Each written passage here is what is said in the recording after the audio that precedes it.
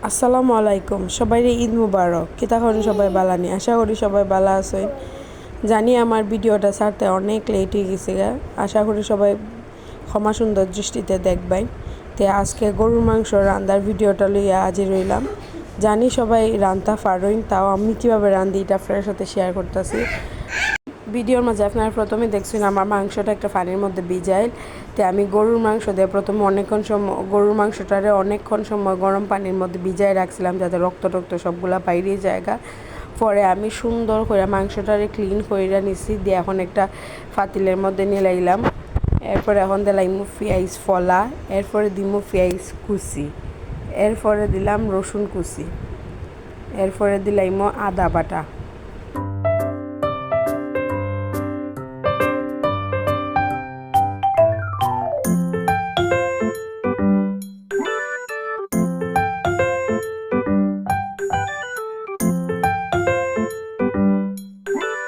দিলাইলাম পেঁয়াজ বাটা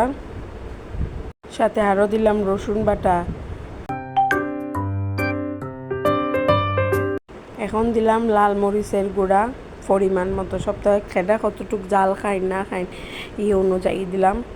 বা দিবাইন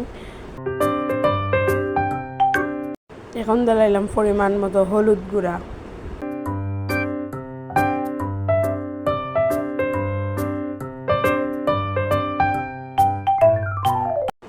দিলাইমু ধনে গুঁড়া দিলাইলাম পরে দিমু জিরা গুঁড়া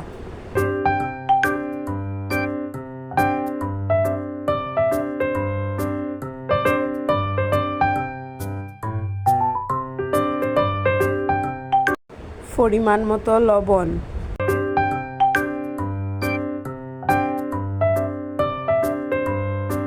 এরপরে দিলাইমু দারচিনি এলাচি তেজপাতা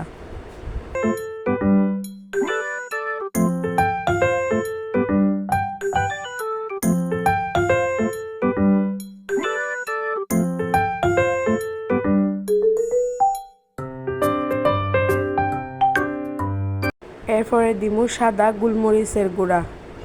এখন দিলাইমু রাঁধুনি মাংসের মশলা পুরাটা দিলাইলাম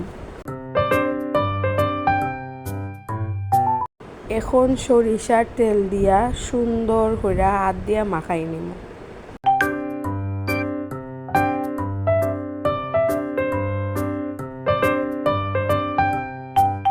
বিশ্বাস করতে না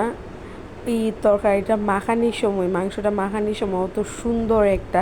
সেন্ট বাইর হয়েছিল তরকারিটাও খাইতে অনেক মজা হয়েছে আশা করি ভিডিওটা সবার ভালো লাগবে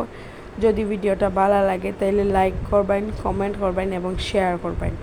আমার ভিডিওটা আপনার আত্মীয় স্বজনের সাথে আর যদি কোনো ভুল মনে হয় যে আমার ভিডিওটার মধ্যে কোনো ভুল হয়েছে অবশ্যই আপনারা আমারে কমেন্ট করে জানাবেন আমি আমার ভুল শুধরানোর চেষ্টা করব এখন সামান্য পানি দিয়া আমি তরকারিটা বসাই দিব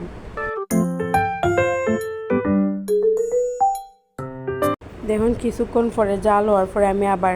একটু নাড়াচাড়া দিয়ে দিতেছি নাইলে আবার ডেকে নিচে লাইগে যাবগা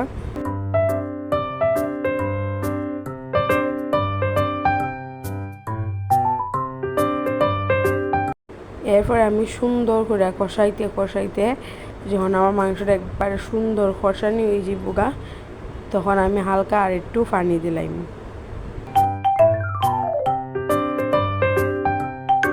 দিয়ে এখন আরও কিছুক্ষণ সময় জাল হইতে দিব এখন বাগার দিবার লাগে আমি একটা কড়াইয়ের মাঝে সয়াবিন তেল দিলাইলাম এর মধ্যে দিলাইমু পেঁয়াজ কুচি আর রসুন কুচি দিয়ে আমি ব্রাউন কালার করে বাইজা নিব তে পেঁয়াজ কুচি আর রসুন কুচির মধ্যে আমি আবার মেথিও দিছি আশা করি আপনারা ভিডিওটা দেখে বুঝতে পারবেন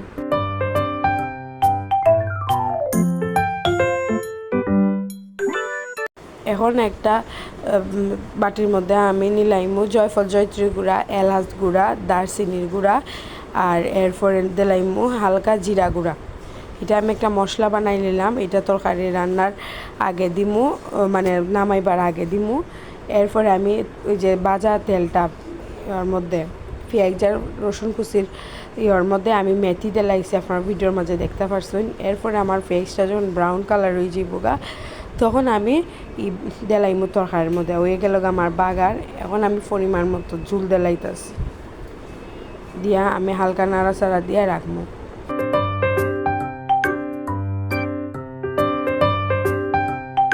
এখন আমি আগে যে মশলাটা বানায় রাখছিলাম একটা বাটির মধ্যে গুঁড়া মশলা,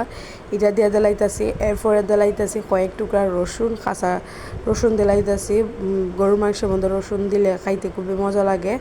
এরপরে কিছুক্ষণ সময় জাল দেওয়ার পরে আমার তরকারির লুকটা দেখুন কত সুন্দর হয়েছে। ধন্যবাদ সবাইরে। আসসালামু আলাইকুম।